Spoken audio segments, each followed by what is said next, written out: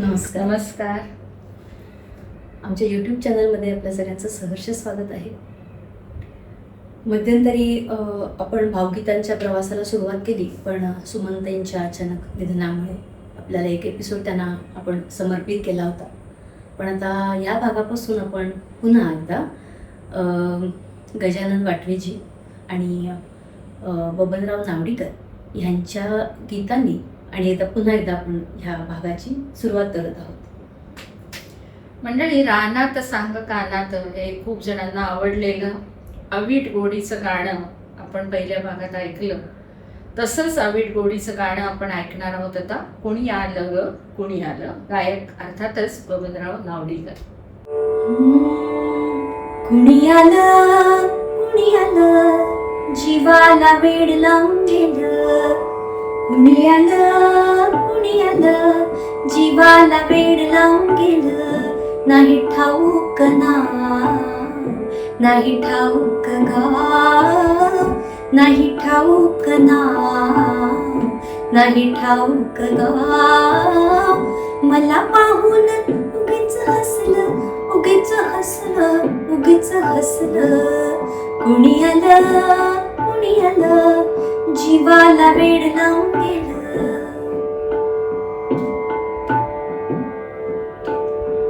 होते आंबे वनात गीत मजेत गात.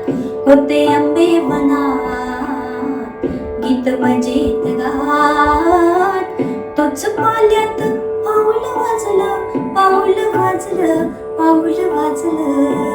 कुणी आलं जीवाला वेड लावून गेलं. गोड सकाळच वार झुळझुळगार. फुलं उमराच औचित फुललं, औचित फुललं, औचित फुललं. कुणी आलं जीवाला वेड लावून गेलं. गाणं राहिलं गळ्यात, दृष्टी फिरली मळ्यात. गाणं राहिलं गळ्यात, दृष्टी फिरली मळ्यात. टोक पेट्याचं पिकात लपलं, पिकात लपलं, पिकात लपलं. कुणी आलं जीवाला वेड लावून गेलं. त्याच्या नजरेची धार भेदी जीवास पार. त्याच्या नजरेची धार भेदी जीवास पार. त्यानं चोरून काळीज नेलं, काळीज नेलं, काळीज नेलं. कुणी आलं जीवाला वेड लावून गेलं. कुणी आलं जीवाला वेड लावून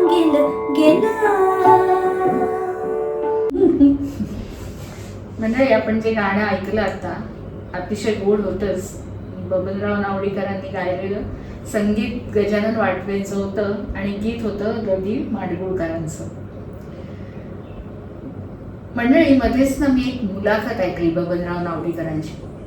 त्यांना खूप असं वाटत होतं की माझे सगळे मित्र दशरथ पुजारी, गजानन वाटवे हे संगीत दिग्दर्शन करतात, तर मला पण संगीत दिग्दर्शन केलं पाहिजे. आणि आला तो योग जुळून. पुरुषोत्तम पाटील नावाचे एक कवी आहेत, तर ते त्यावेळेला विद्यार्थी दशेत होते. आणि या गायक मंडळींकडे अनेक कवी असे येत असत की आमची कविता घ्या आणि HMV मध्ये तिचं ध्वनिमुद्रण करा. तर SP कॉलेजमध्ये होते पुरुषोत्तम पाटील आणि यांना आग्रह करत होते.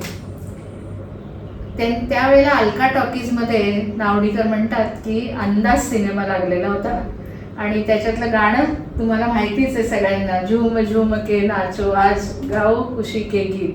त्या गाण्यावरून नावडीकरांना चाल सुचली आणि त्यांनी गाणं केलं, जा रे चंद्रा. जा रे चंद्रा क्षणभर जाना मेघांच्या पडद्यात. जा रे चंद्रा क्षणभर जाना मेघांच्या पडद्यात.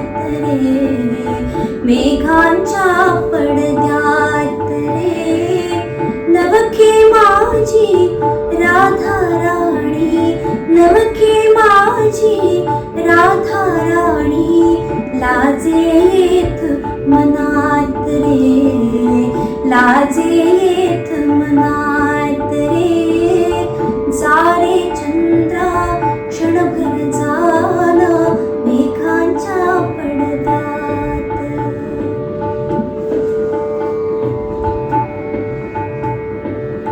वहिली वहिली गोड भेटली मनात काहूर असेच काही.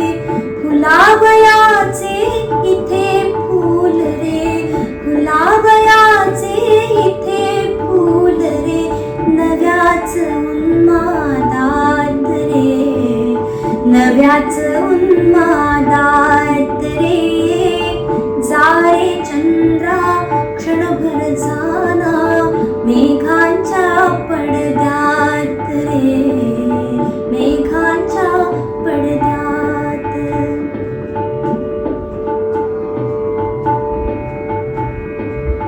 वाट पाहते तुझी रोहिणी, मोह कुणाचा इथला जुनी. शिकायची का शृंगाराची, शिकायची का शृंगाराची. आमची नाजूक रीत रे, आमची नाजूक रीत रे. सारे चंद्रा क्षणभर झाला मेघांच्या पडद्यात रे, मेघांच्या पडद्यात रे. चंद्राला शिकवतात ते रीत प्रेमाची.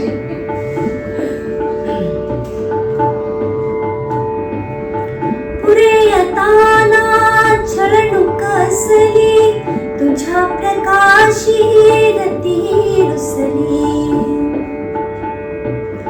तिच्या मनाचे गुज ऐकू दे, तिच्या मनाचे गुज ऐकू दे. मलाच अंधारात रे, मलाच अंधारात रे. जारे चंद्रा क्षणभर जाना मेघांच्या पडद्यात रे, मेघांच्या पडद्यात रे.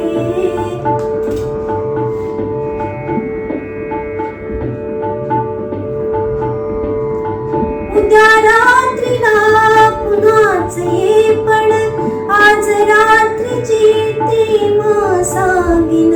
मधुराणीची गोड कहाणी, मधुराणीची गोड कहाणी. तुलाच एकांतात रे, तुलाच एकांतात रे. सारे चंद्रा क्षणभर जाना मेघांच्या पडद्यात रे, मेघांच्या पडद्यात रे, मेघांच्या पडद्यात रे.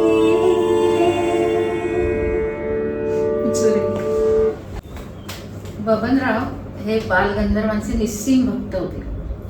तरुण पिढीपुढे त्यांची गायकी यावी यासाठी त्यांनी अतोनात प्रयत्न केले.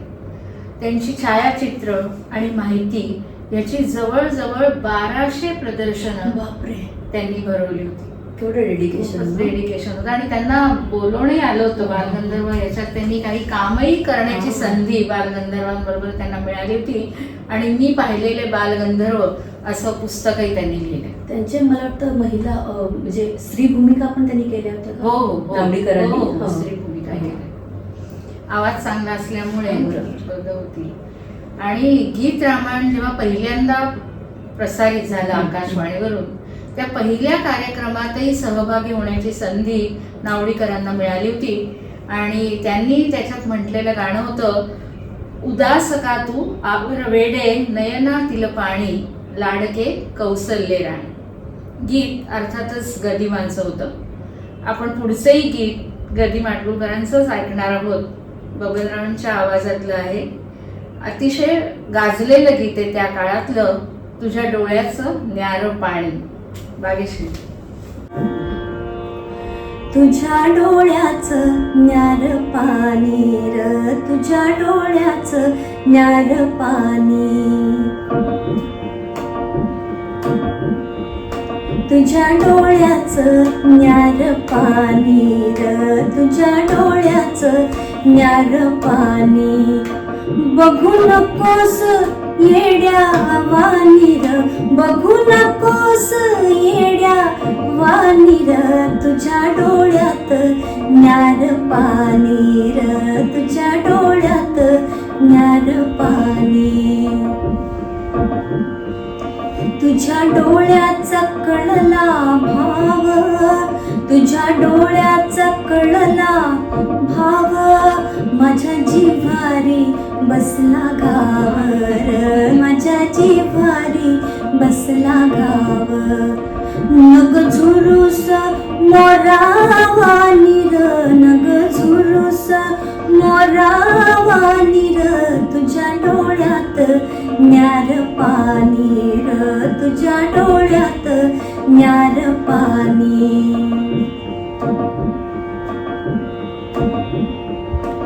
दुसऱ्याची झाली फुलबाग, दुसऱ्याची झाली फुलबाग, धरू नको मना मंदिराग, धरू नको मना मंदिराग, नको काढूस त्या आठवणी र, नको काढूस त्या आठवणी र, तुझ्या डोळ्यात न्यार पाणी र, तुझ्या डोळ्यात न्यार पाणी,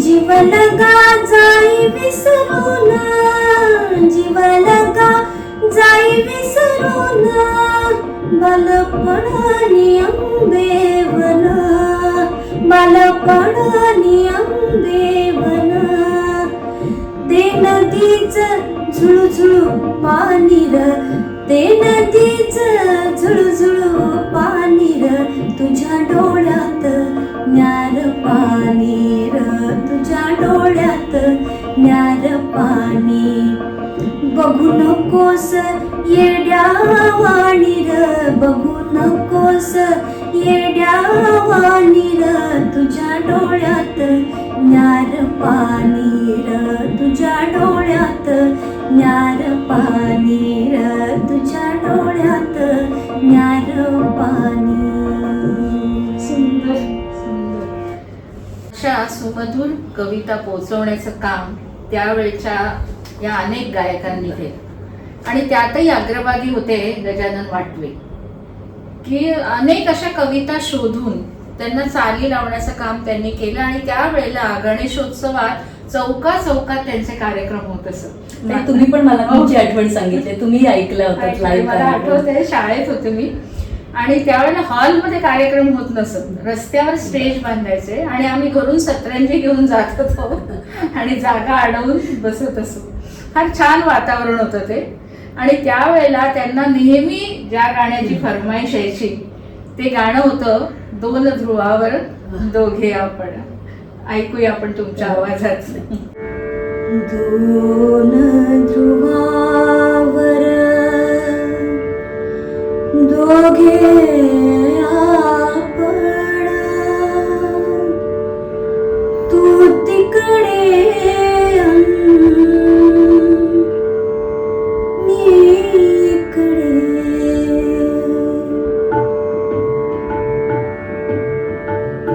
दोन ध्रुवावर दोघे आपण, तू तिकडे मी इकडे, वाऱ्यावरती जशी चुकावी रान पाखरे दोहीकडे, दोन ध्रुवावर, दिवस मनाला वैरी भासतो, दिवस मनाला वैरी भासतो, तारा मोजित रात गुजरतो,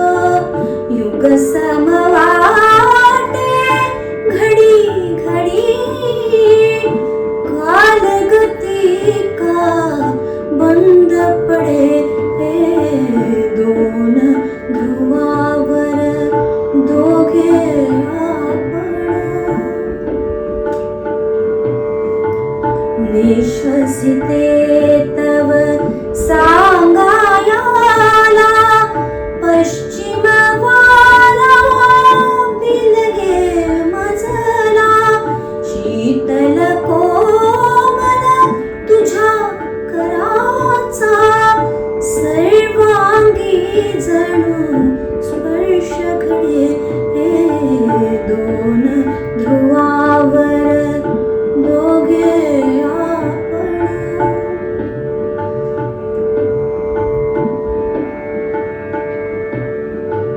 स्मृती पंखानी भिरा भिरा फिरते एक पाखरू तुझ्याच भवते स्मृती पंखानी भिरा भिरा फिरते एक पाखरू तुझ्याच भवते मुक्या मनाचे दुःख सागरा सांग गरजूनी तू तिकडे दोन ध्रुवावर दोघे आपण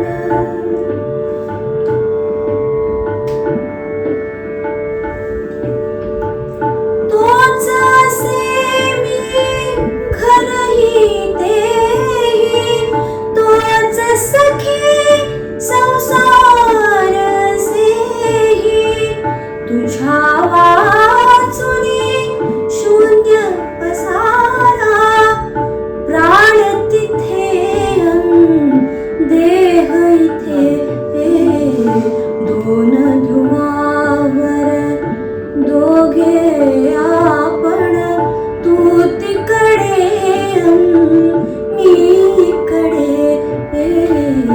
वाऱ्यावरती जशी सुकावी रान पाखरे दोहीकडे दोन ध्रुवावर एकदम भावपूर्ण. मंडळी, या गाण्याची एक व्यक्तिगत गोष्ट आहे, म्हणजे गजानन वाटव्यांच्या व्यक्तिगत आयुष्याशी जोडलेली ती एक गोष्ट आहे. 1951 साली आणि गजानन वाटव्यांनी ही गगनयुगवाला सायंतारा या त्यांच्या आत्मचरित्रातही लिहिली आहे आणि दूरदर्शनवरती त्यांची जी मुलाखत होती स्वरयात्री नावाची गाजलेली, त्यातही त्यांनी हा किस्सा सांगितलाय. 1951 साली मिसेस वाटवे या मेडिकल कोर्स करण्यासाठी परदेशात गेले आणि त्यावेळेला बोटीवर त्यांना पोहोचवण्यासाठी वाटवे गेले होते. त्यांचे अनेक मित्रमंडळी नातेवाईक होते आणि त्यांचा एक मित्र येऊ शकला नाही, मागो पाटकर त्यांचं नाव.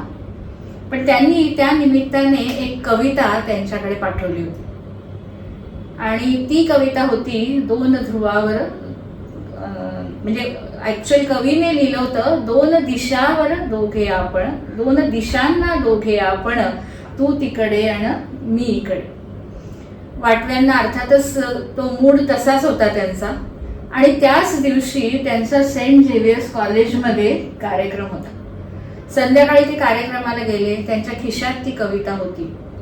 कविता समोर ठेवली आणि जसं येईल तसं गायला त्यांनी सुरुवात केली आणि अजरामर गीत जन्माला आलं, दोन ध्रुवावर दोघे आपण. पण म्हणजे वाटव्यांनी शब्द बदलून घेतला, दोन ध्रुवांवर केला. दोन ध्रुव, पण ते जास्त चपखल बसला ना तो शब्द. आणि ते इतकं प्रामाणिक होते की त्यांनी त्या मित्राला कळवलं की तुझं दोन दिशांना आहे, तर मी दोन ध्रुवावर केले. आणि मित्रही मोठ्या मनाचा, तो म्हणला अरे तू लिहिलेले शब्द जास्त योग्य आहेत आणि जास्त परिणामकारक आहे. आणि ती भावना त्यांच्या मनात होती, त्यामुळे तो इतका परफेक्ट बसला शब्द. आणि चालही सुचणं, प्रतिभावान लोक होते त्यामुळं. आणि त्या वेळेला दोघं HMVचे अधिकारी त्या कार्यक्रमाला आले होते आणि ते म्हणाले की आपण हे रेकॉर्ड करूया. पण वाटवे म्हणजे अहो मी असंच म्हटलेलं, याचं काही नाही म्हणे, असंच आपण रेकॉर्ड करूया, इतकं सुंदर झालेलं आहे. त्यामुळे खरंच त्यांच्या प्रतिभेला सलामच करायला पाहिजे. खरंच शब्द आणि अर्थ याला महत्त्व देऊन उत्तम काव्याची निवड करून अर्थानुकूल चाल देऊन आणि उत्कट स्वरांचं लेणं लायलेली त्यांची गाणी, त्यांच्या कविता यांनी महाराष्ट्रावर खरंच अधिराज्य गाजवलं, समृद्ध केलं. आणि त्यांचं घराणं वेद पठणाचं असल्यामुळे वेद पठणाचे संस्कार त्यांच्यावर होते, त्यामुळे स्वच्छ उच्चार होते. रविकिरण मंडळाचा प्रभावही त्यांच्यावर होता. मनात भावनांचा ओलावा होता. त्यामुळे त्यांच्या आर्त व्याकुळ स्वरांनी महाराष्ट्रात खरोखर खुळावला होता. आणि घराघरात मुली गात होत्या, पंचमीचा सण आला डोळे माझे ओले. खांद्यावर बांधिले ग मुलीने हिंदोले, पंचमीचा सण आला डोळे माझे ओले. खांद्यावर बांधिले ग मुलीने हिंदोले, पंचमीचा सण आला डोळे माझे ओले. पंचमीचा सण आला डोळे माझे ओले. श्रावणाच्या शिरव्यांनी आनंदली धराराणी, श्रावणाच्या शिरव्यांनी आनंदली धराराणी. माझे पण प्राणनाथ घरी नाही आले, माझे पण प्राणनाथ घरी नाही आले.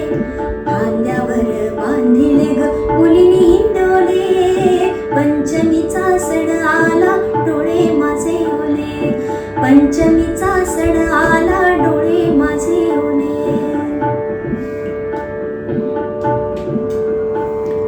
जळभरे पानोपानी संतोषली वनराणी,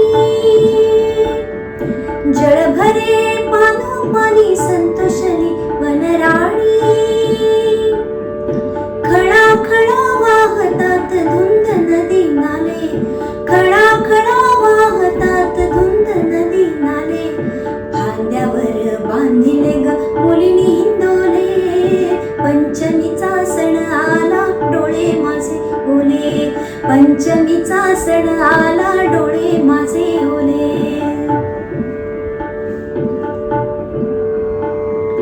पागोळ्या गळतात बुडबुडे पळतात, भिजलेल्या चिमणीचे पंख धन्य झाले, भिजलेल्या चिमणीचे पंख धन्य झाले. खांद्यावर बांधिले ग मुलीने हिंदोले, पंचमीचा सण आला डोळे माझे ओले. पंचमीचा सण आला डोळे माझे ओले.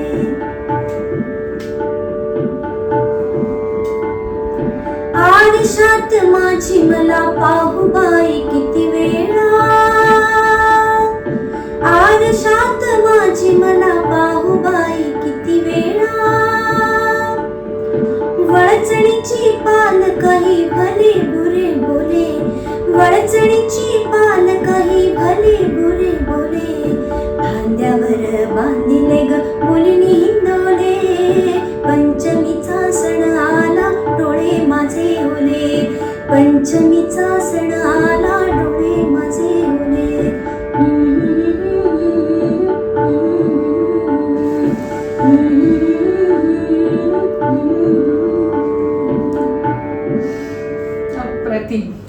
या गाण्याची पण एक गोष्ट आहे, प्रत्येक मराठी माणसाला अभिमान वाटावी अशी.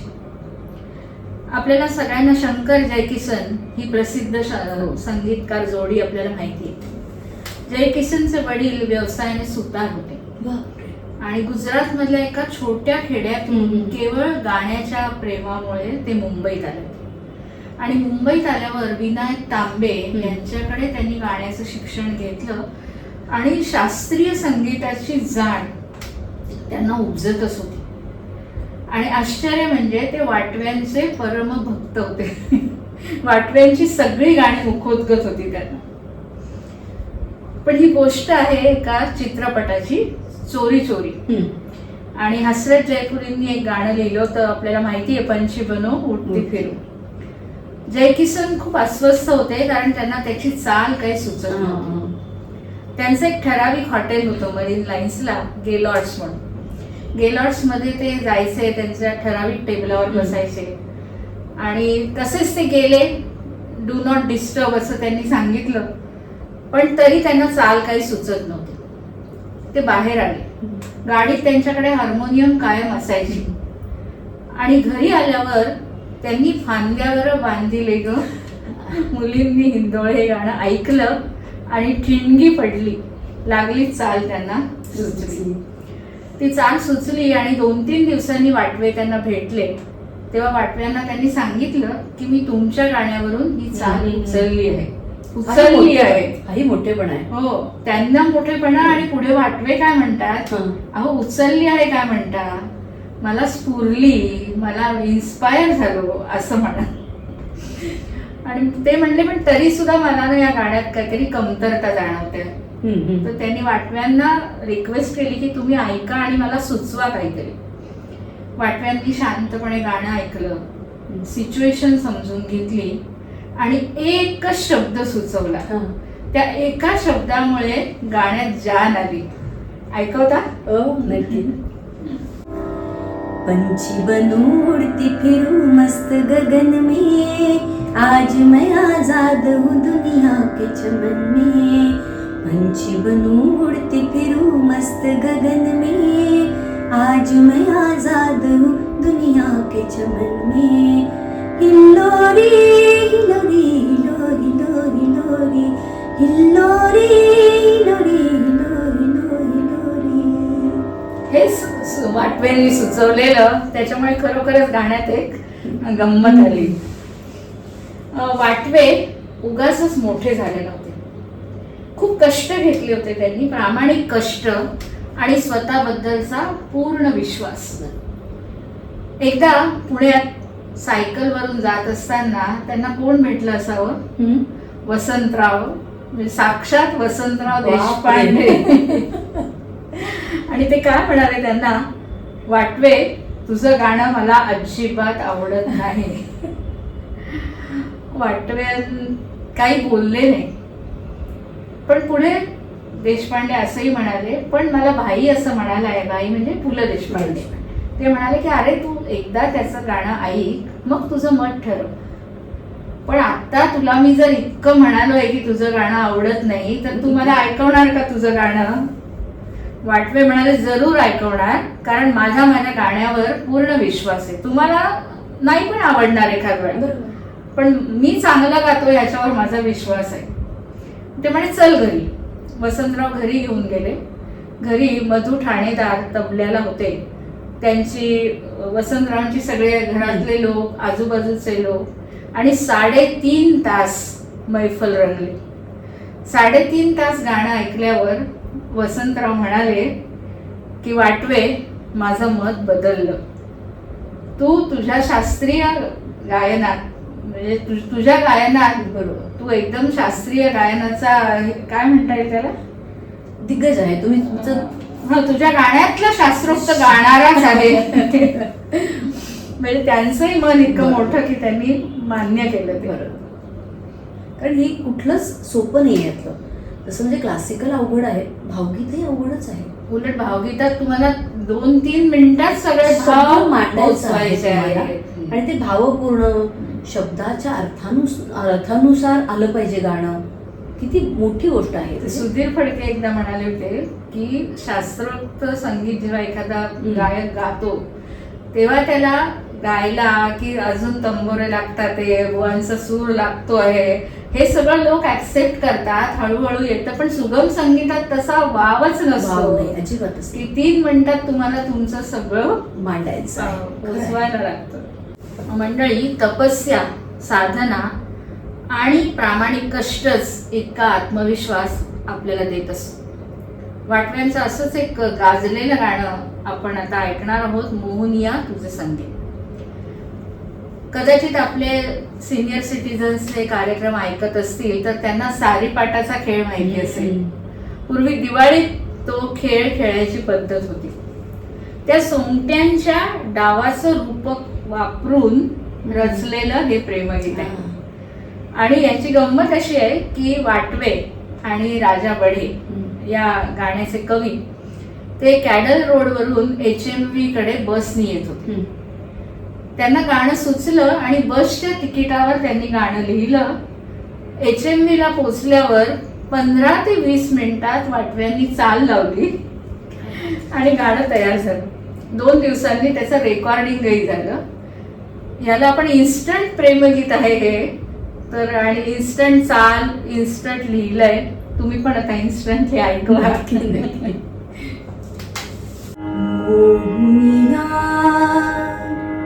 तुझ संगे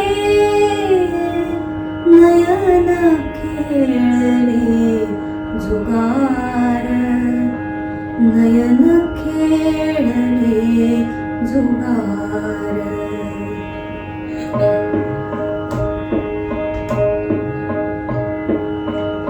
मोहुनिया तुझ संगे नयन खेळले जुगार, नयन खेळले जुगार.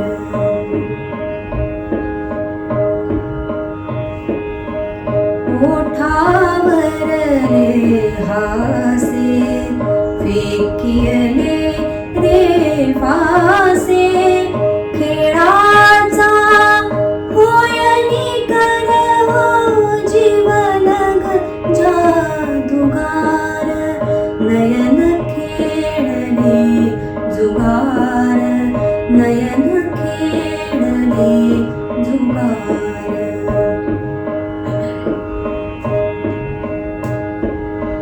सहज पडे तुझसे दान, सहज पडे तुझसे दान, लागले पणास प्राण, लागले पणास प्राण. मी पणात मनरणे येई रे गळ्यात हार. मोहुनिया तुझ संगे नयन खेळले जुगार, नयन खेळले जुगार.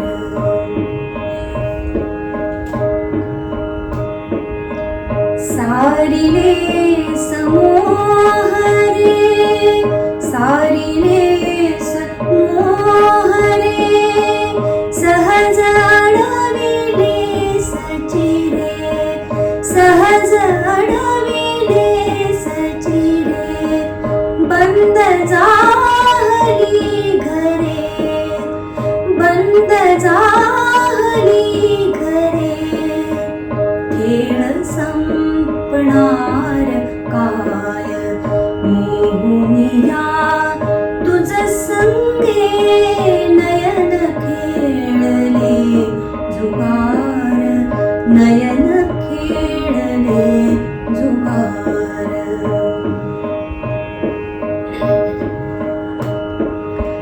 पळभर जरी जुग जुळले, पळभर जरी जुग जुळले, कटीवरुनी वरी सरले, कटीवरुनी वरी सरले. एकुलती एक नरद, एकुलती एक नरद, पोट घरी होय ठार. मोहुनिया तुझ संगे नयन खेळले जुगार, नयन खेळले जुगार.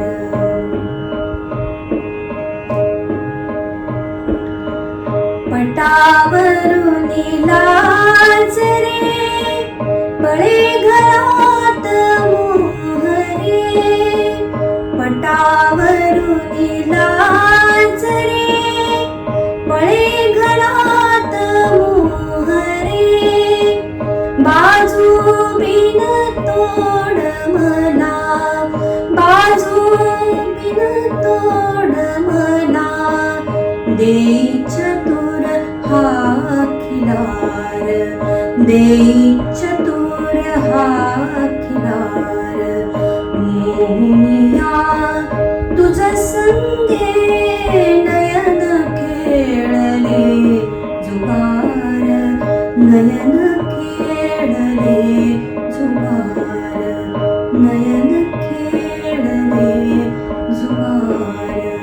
नयन खेळले जुगार, नयन खेळले जुगार.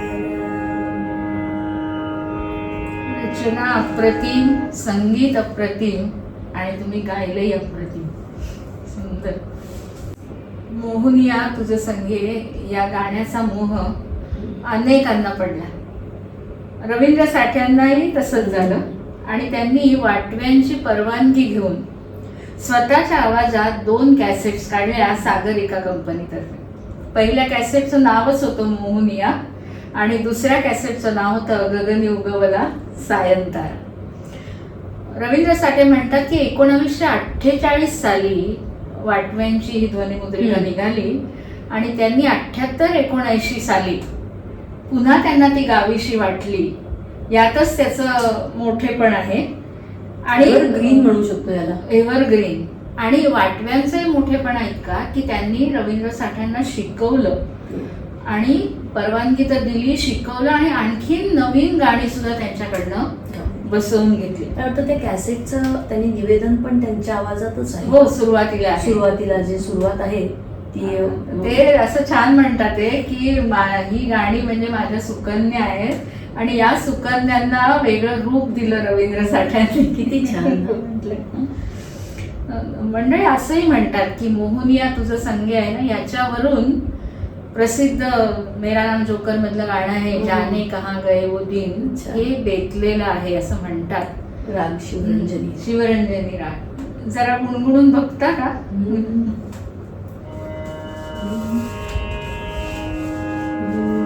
जाने कहाँ गए वो दिन, कहते थे तेरी याद में नजरों को हम बिछाएंगे.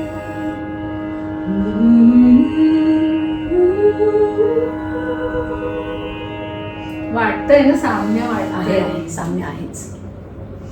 मंडळी, वाटव्यांच्या गाण्यांचे असे अनेक किस्से आहेत पण आपल्याकडे वेळ नाही आहे तेवढा. पण या प्रामाणिक, पैशाच्या मागे न लागलेल्या, केवळ सुरांच्या नादी लागलेला हा माणूस दिलदार, रसिक आणि जिंदादिल होता. पंडित दीनानाथ मंगेशकर पुरस्कार 93 साली त्यांना मिळाला. खूप आनंद झाला त्यांना आणि एकंदरीतच तृप्त आणि समाधानी जीवन जगलेल्या या वाटव्यांना सलाम करून आपण आजचा कार्यक्रम संपवूया. नक्कीच. आणि आपल्या प्रतिक्रिया आणि लाईक, शेअर आणि कॉमेंट्सची नेहमीच आम्ही वाट बघत असतो, कारण त्याच्यातूनच आम्हाला पुढं काय आणखीन कसा झाला कार्यक्रम, की तुमच्याकडून प्रोत्साहन मिळतं ना, प्रोत्साहन मिळतं आणि तुमच्याकडनं सजेशन्स येतात, छान वाटतं. तर नक्की तुमच्या प्रतिक्रियांच्या मी वाट बघू. धन्यवाद.